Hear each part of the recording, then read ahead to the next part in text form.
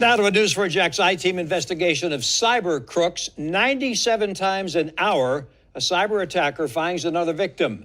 That crime could result in thousands, even of millions of dollars in losses and threaten your economic security. One reminder of how common cyber attacks are was revealed just today, involving the hospital group Ascension, which has several locations here in Northeast Florida.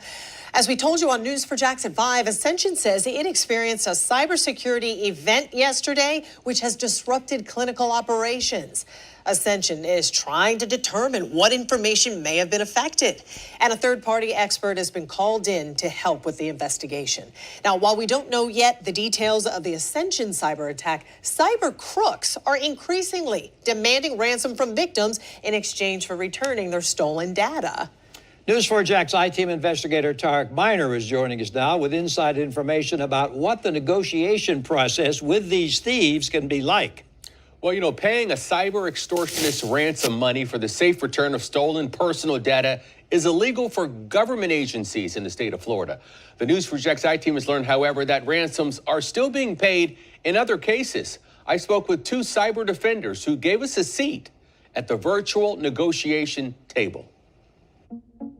With the click of a button, cyber extortionists are rendering multi-million-dollar companies helpless.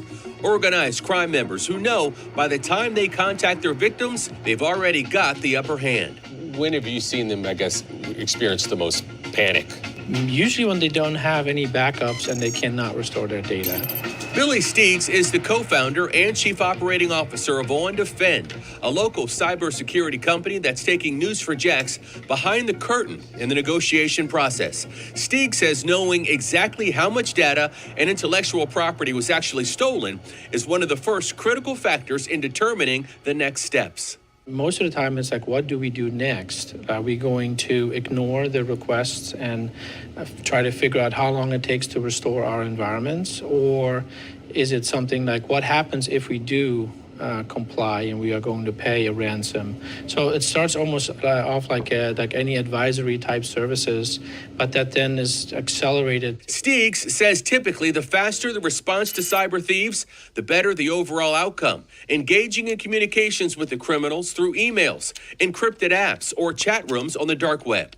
Steeghs says many times cyber extortionists don't have an exact ransom figure right away and instead tell their victims to contact them. I think is what they need probably time or understand who the customer is so they can essentially come up with a number later.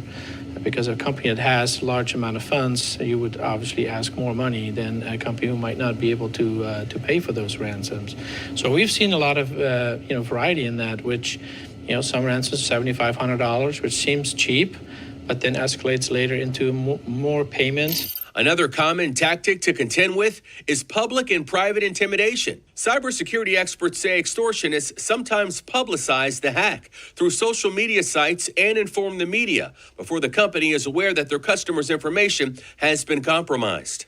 If the FBI can't scare me, my partners will respect me.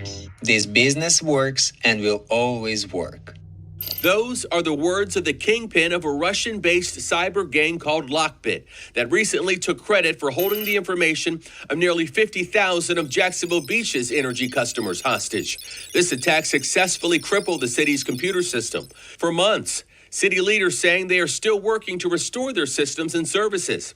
The city of Jacksonville Beach did not pay the ransom demand. Steeghs says even though it's illegal in Florida for government agencies to pay ransoms, many private companies still do it or risk going out of business. You have to really think about what the impact to the company. If the company has no files and has no means to be able to operate and serve their customers, they're going to get desperate and they're going to go and pay those organizations. News4JAX also spoke with technologist Curtis Mender, who's the CEO of Group Sense based in Northern Virginia. He too has negotiated on behalf of businesses and municipalities, large and small, with cyber extortionists. He says the typical negotiation time from threat to resolution is roughly 7 days, adding that he doesn't think existing laws outlining paying ransoms are fair to the governments that were targeted. So when you pass laws that make it illegal to pay a ransom, I believe in some ways, that's punishing the victim. Mender says operational impacts for companies like being unable to ship products, take orders, or even pay employees are factors that businesses are considering in real time.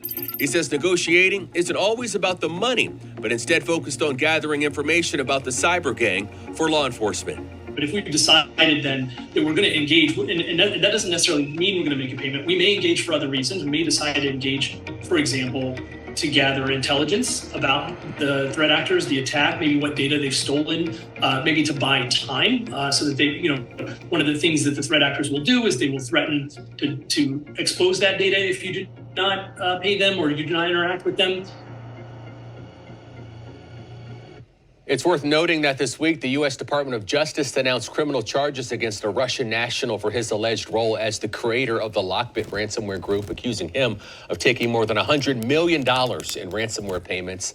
Another accused Lockbit member who was charged a year ago is the subject of a reward now of up to $10 million through the federal government as well. Tarek, the experts you talked to, what did they say typically happens when the victim does pay the ransom? It's interesting. Both cyber negotiators that we spoke with say in almost every single case, the cyber thief has returned the stolen data once they receive the ransom money, which can be millions of dollars. Now, the reason these thieves are honoring their agreement is because they want this business model to continue. Even though they stole that data, in their eyes, this is simply a business, and paying up is the outcome that they desire for years to come. The crooked business model. Very crooked. Thank you, Tarek. Thanks, Tom.